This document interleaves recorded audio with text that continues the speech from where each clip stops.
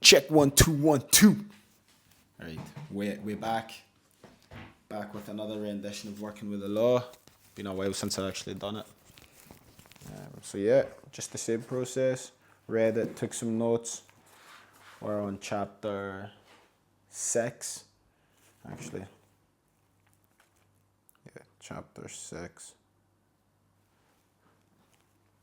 Chapter 6, Law of Increase.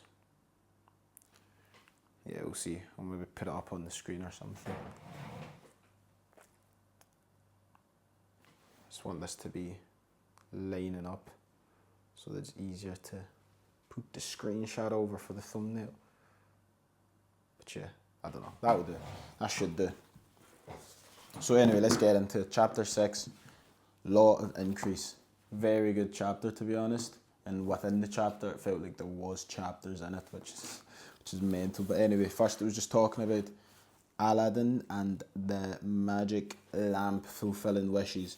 And then it was saying that the principles equal to the magic lamp. So we'll get into what the principle of the law of increase is.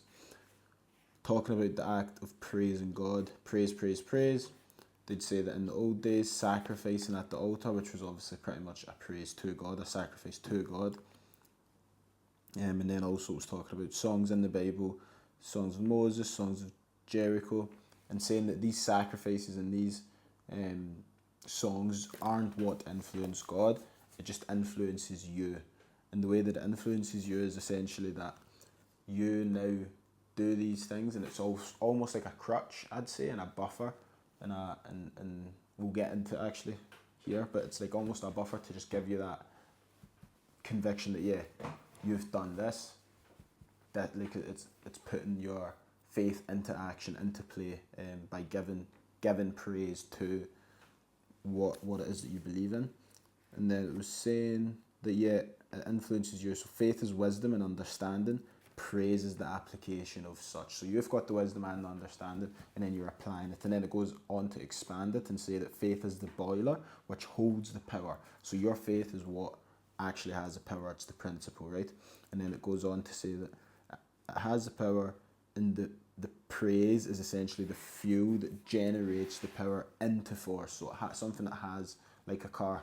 We'll use a car as well as an example. So you have a car. If it's got no fuel, it's not going anywhere. You put the fuel in, it's going somewhere, but it's not the fuel that has the power. The fuel just sort of gives the power or allows the vehicle to get power to move. So that's the way you'd sort of look at both of those. Power into, yeah. So the praise is the fuel that generates power into force. Fuel is important. So that also means that the wrong fuel, is equal to destruction. So the wrong fuel is still also not going to get the car anywhere. So you need to make sure that you're putting the diesel in the diesel car and the petrol in the petrol car. Yeah, I'm sure you can still hear me. So the diesel in the diesel car, petrol in the petrol car. Otherwise the car is not going anywhere, and you're probably going to have an issue there, which you don't want. So faith, no fuel equals car, no fuel equals going nowhere.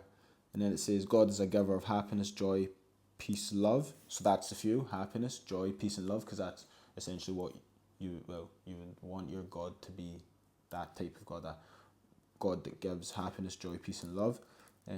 So how would putting the fuel of crying, distraught, and sort of negativity and sadness fuel that car to get to work? So you're like sitting praying and you're crying and you're in tears and you're sad. That's not the correct fuel to put into that vehicle to get it moving, essentially, is what it's saying. If you want peace and joy, why pray with tears? When you want black, you don't ask for white. Like when you want black, you don't ask for it. So that's another example that it was given, and it gave a good few more. It was like if you want bread, you don't then like ask for a stone, and you don't ask for bread and expect the stone either. The fuel that you put in is the fuel that you get out. So if you're putting in the fuel of pain, sadness, then expect to get that back out. However, if you put in the fuel and essentially what it's saying is praise and happiness and joy, then that's what you will get. Yeah, so only get what you expect. slash give, praise expands, condemnation contracts and restricts. So have you had condemnation when trying your best? So what it was talking about was when you are trying your best, even in a job, even something like a job, or even with your mother or father or anybody for that matter of fact, when they praise you, it actually gives you that energy, that fuel to do more, right? You that praise makes you feel good, makes you want to actually like perform better again. However, when you get condemned, you just sort of think, oh well, forget them. Like especially in jobs, even like when your manager or your boss is condemning you, that doesn't necessarily make you think, yeah, I want to do more. It just makes you go, oh well, I tried, I've been condemned. Right, that just closes that off and contracts it, whereas a praise would have expanded them to want to do more. So have you come? How did you feel? Yeah, how did you feel? Suppressed interest and zeal. So yeah, it suppresses it, and then the opposite happens when praised.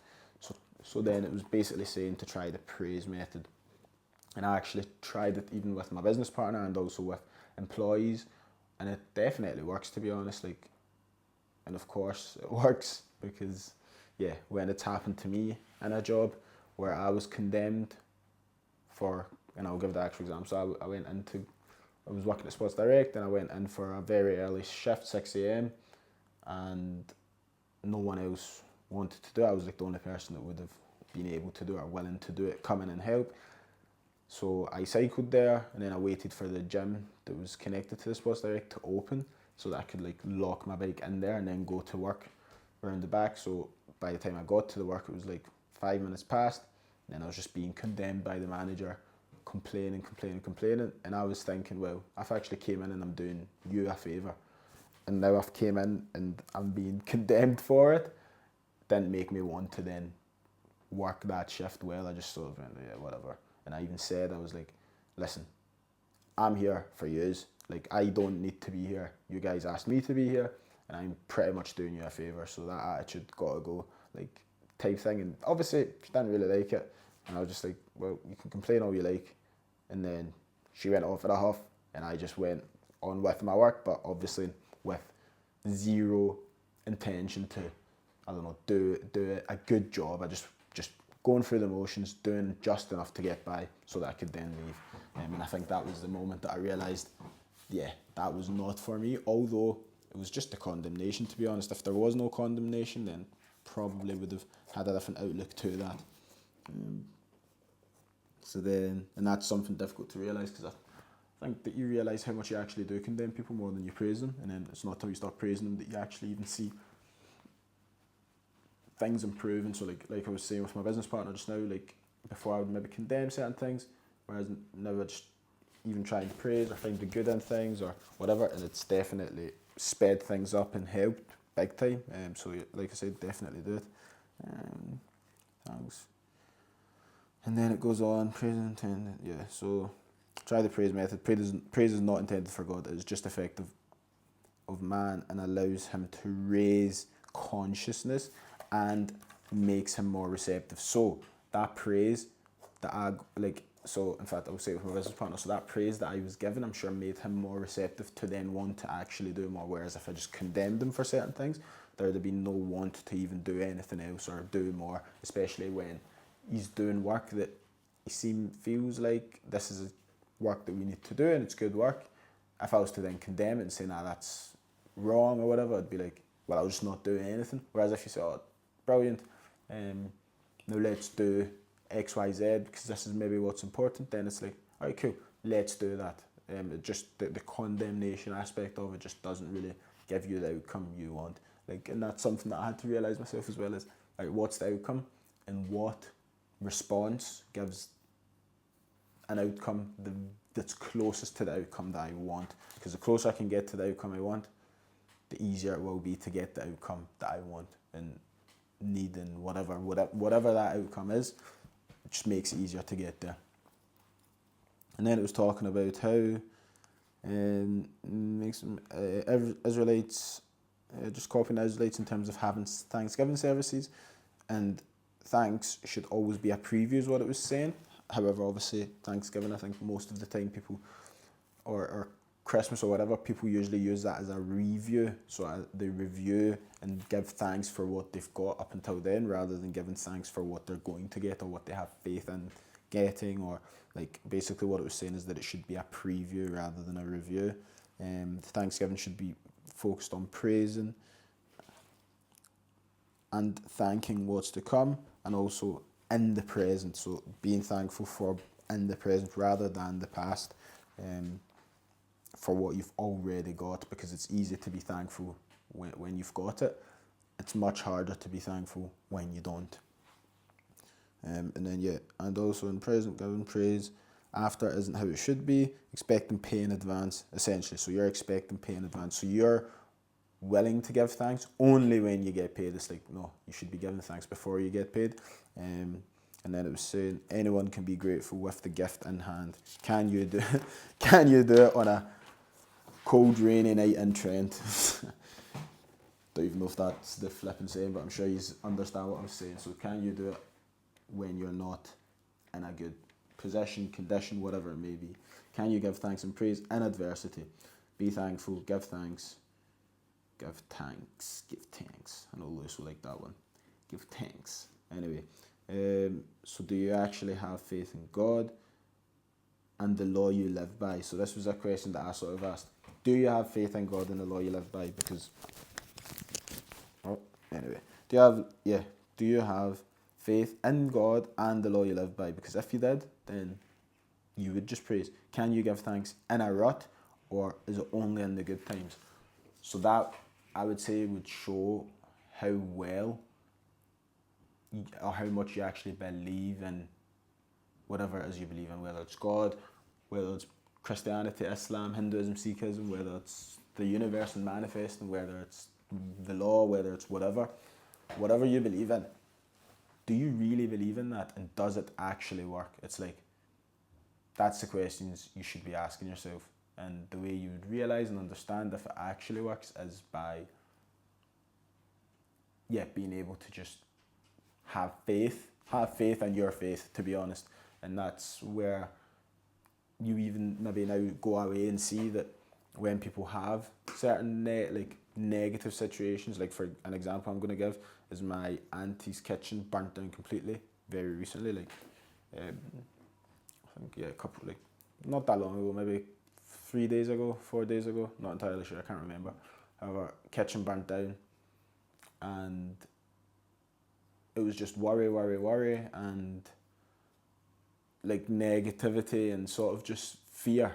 And it's like, well, isn't your God supposed to be plentiful, giving? Just have faith that it's going to all pan out well. And I can understand the worry and the fear, of course. However, again, if you have faith in your God, you should just have complete faith all of the time. Otherwise, why are you really, why do you have faith in something that you don't have faith in? Now you're just lying to yourself. It's like, if you have faith in your God, just have complete faith in your God, and it will actually work out fine, because that's what you believe your God to be. That's what I would say that I'd take from this sort of chapter, and just taken from experiences. If you have faith, just have complete and utter blind faith, and just, well, it wouldn't even be blind. It's because, I guess it's blind, but just have complete and utter faith. And this is something interesting that we'll probably have a discussion with someone, because his name's Salah. Probably have him on next on the People's Perspective, and I had this discussion with him before where it was like, okay, but why do you need me to believe what you believe? And just admit to yourself that you have faith in this, and you don't actually, it's just complete blind faith. And he was saying, you have to have blind faith, and he just has blind faith. And I realise now that, that's actually the best way to be about it, and at least admitting to yourself that, you have faith, but you actually have faith, rather than saying you have faith and your actions don't show that you have faith at all, not even in the slightest. It's probably something I'm going to expand on with him. But that's been chapter 6, working with the law. Hope you guys enjoyed that. Working with the law, chapter 6, law of increase, one more time, just in case. See you guys in the next one, which is chapter 7, law of compensation. So that's been chapter 6, law of increase. Bye bye.